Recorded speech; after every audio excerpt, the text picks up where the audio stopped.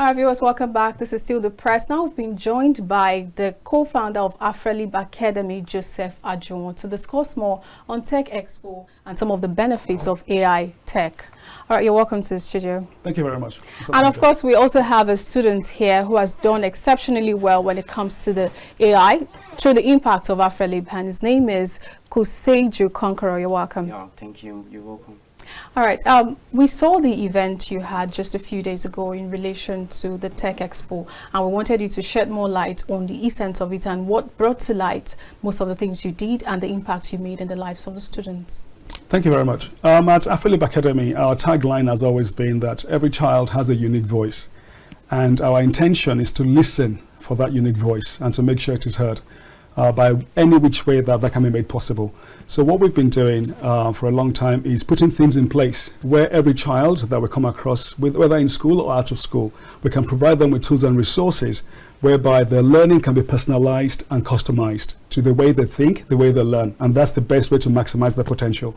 So this tech challenge was exactly in the same vein.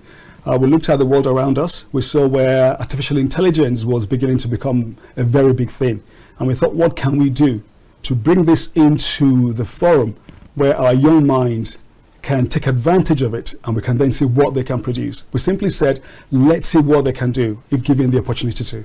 And that's what the Tech Challenge was about. Honestly, I would say it's really impressive, because the first impression that people have about tech is the fact that it usually has, the negative impact on students. It usually makes them, disassociate from the world. So I'm going to be pushing this to Conqueror Kuseju. How are you doing today? Yeah, I'm good. I heard about your project, and I heard that you're the third runner-up, which means that you've done something great. So what did you do, and what kind of project did you engage in, and how did this impact you?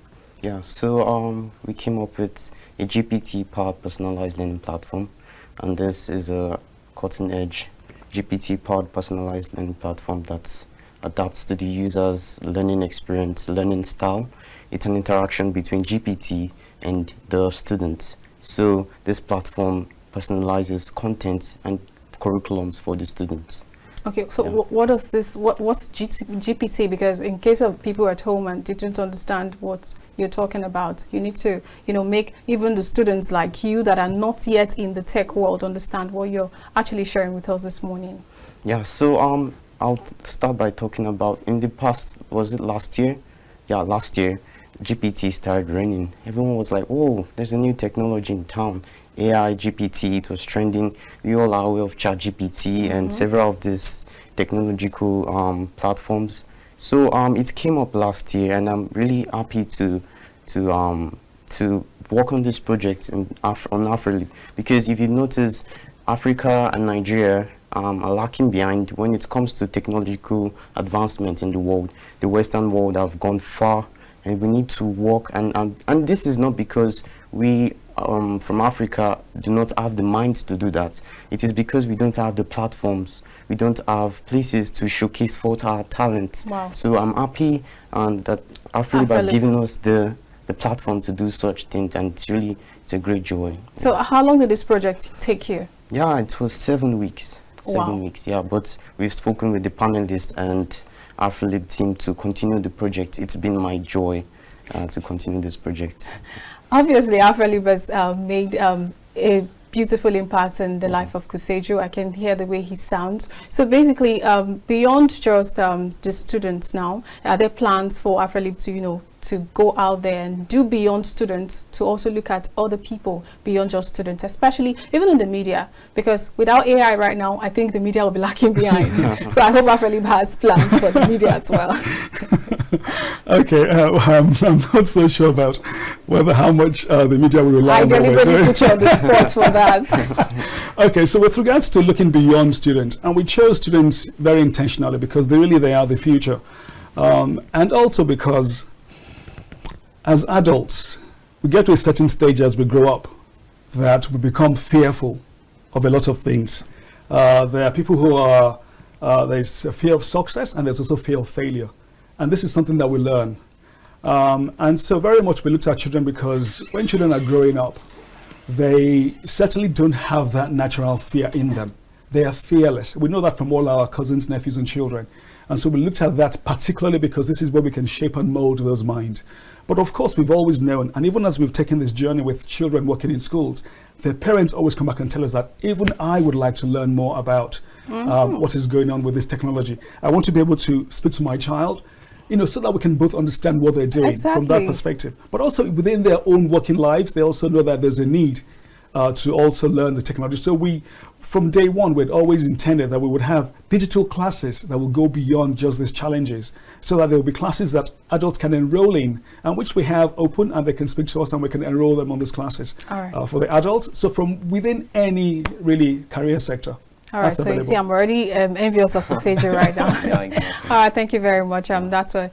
All right, viewers, let's quickly take the mentor of Kuseju. Stay with us. For us, it's important that students and learners are empowered to be able to survive, to be able to thrive in the future of work. All right, welcome back. We told you we were going to take Kuseju's mentor, and he's already in the studio. It's Mustafa Abdullahi. You're welcome to the studio, Mustafa Abdullahi. All right, please share with us, how were you able to work with the likes of Kuseju to get him to, win the challenge as he did? Well, I think my principle is fail fast. So, fail fast? Yes, fail fast. Wow. So, first thing that we do is have frequent meetings. So, we had unique challenges as a team because we were not a school. Right, it wasn't one school.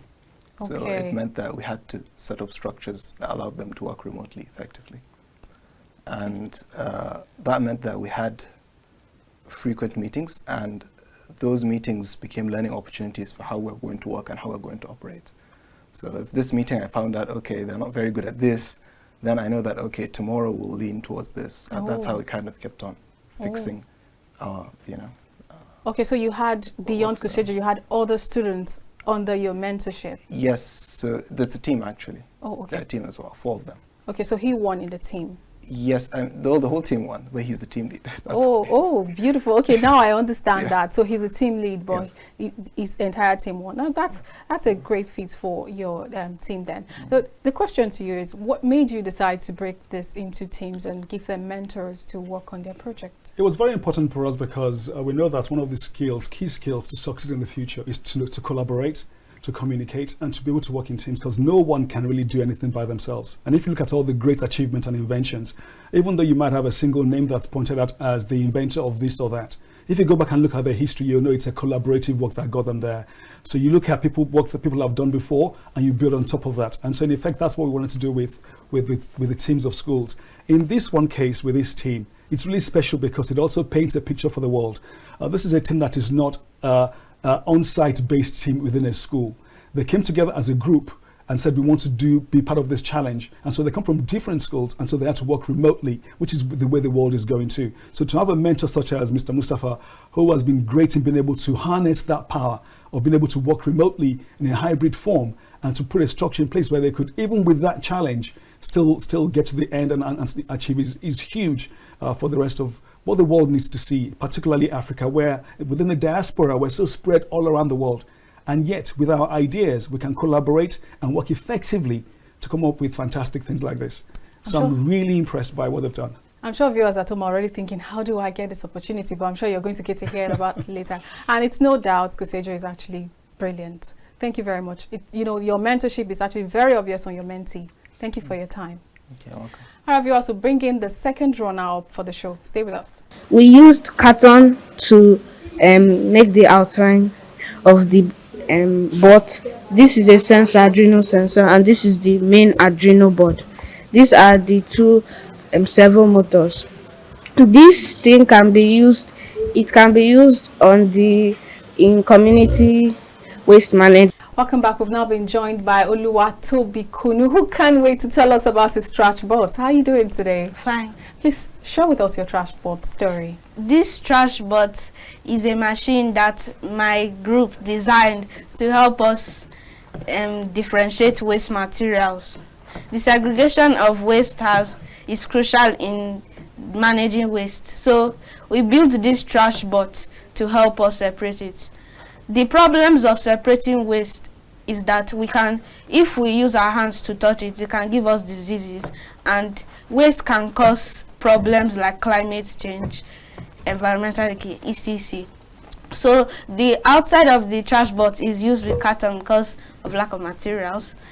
We have 2 servo motors, and there are 2 chambers, the metal and the non-metal. There's a sensor and there's an Arduino board. That's what we use to code it. The chambers, if the sensor detects a material 30 centimeters away, it will send a signal to the Arduino board that will now send it to the servo motors to open a chamber. Like if I bring an iron rod 30 centimeters close to the sensor, the metal chamber will open, enabling you to put the metal into the metal chamber. Wow. You've done exceedingly well, and I'm surprised. I'm going to put this to you. How did you come up with something around trash? Because it's something that the world needs to hear about, because we do not have a recycling culture in Nigeria. So how did this come about?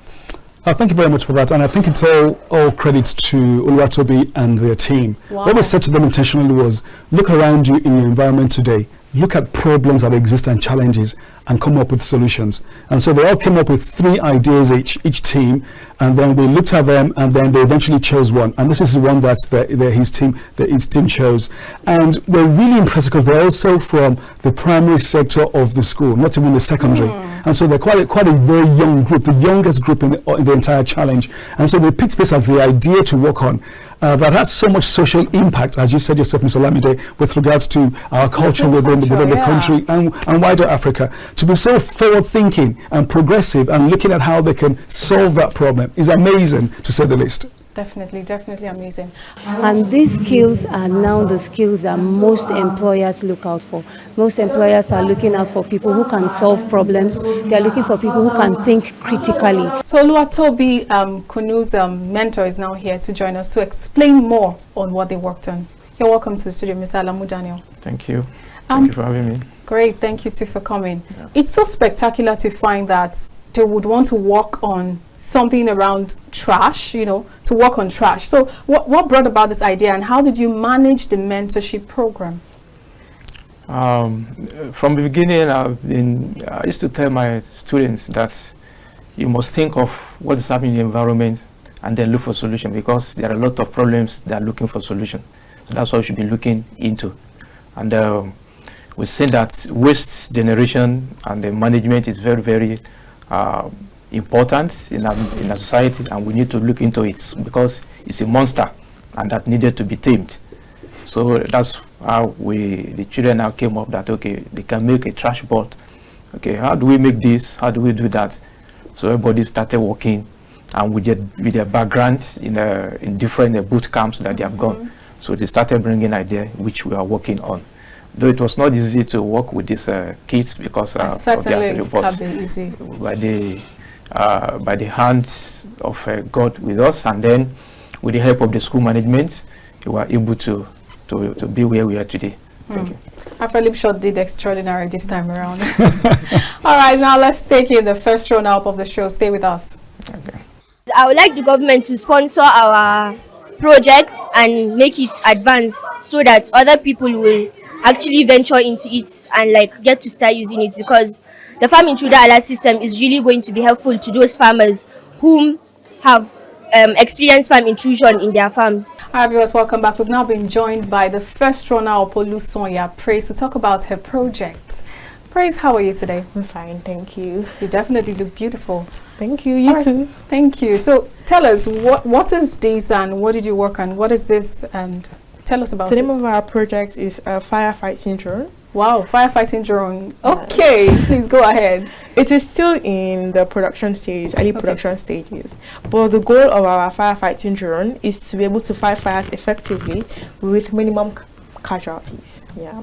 Beautiful. So this is supposed to fly eventually when it's all ready? Yes, it and is. You learned that during your mentorship program? Yes, at Aferelib.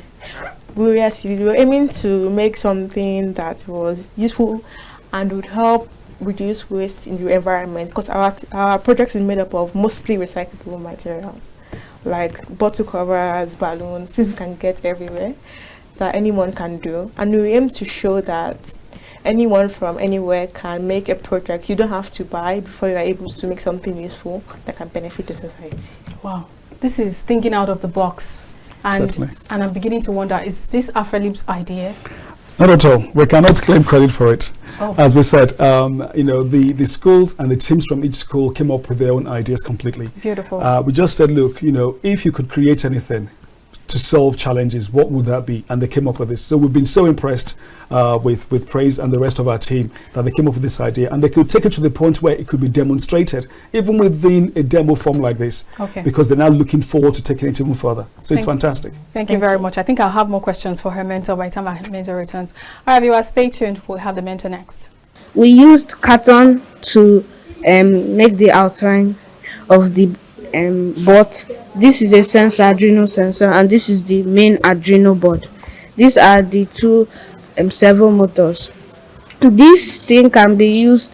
It can be used in community waste management. All right, welcome back, viewers. We have Praise's mentor in the studio, John Ugochukwu. You're welcome to the studio.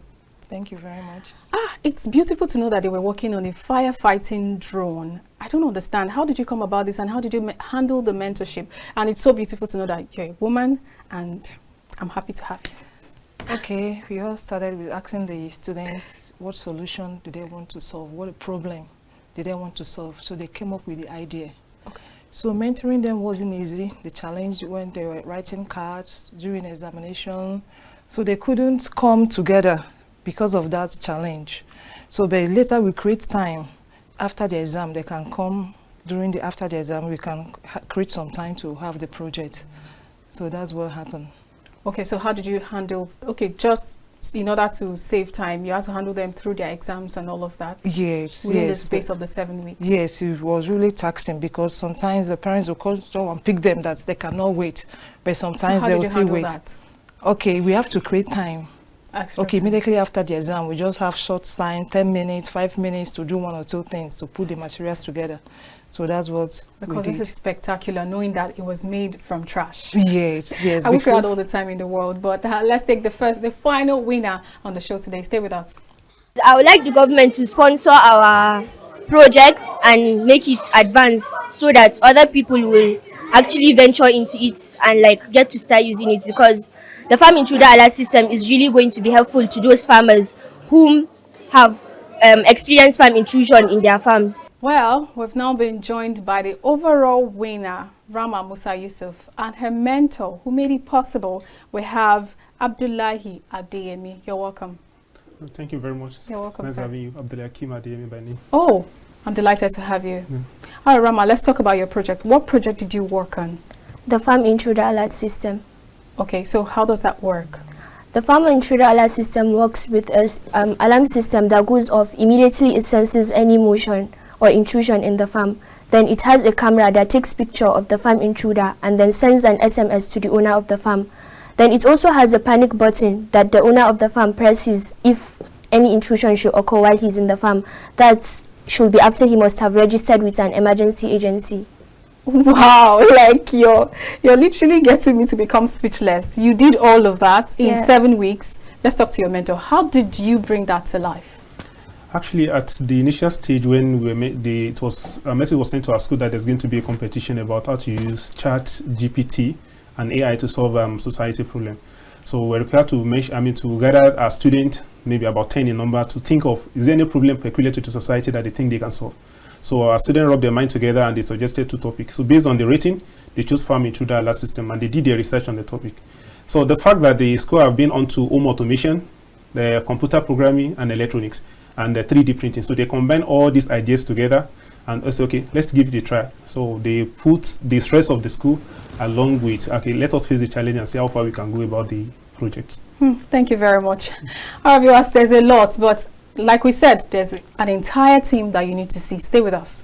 All right, viewers, we have the entire team who participated in the Tech Expo organized by Aferelib here right now, and they're saying, Thank you. All right, that's all. Draw the curtains on the press for today. I'll see you again tomorrow. I am Olamide Alhassan. Bye.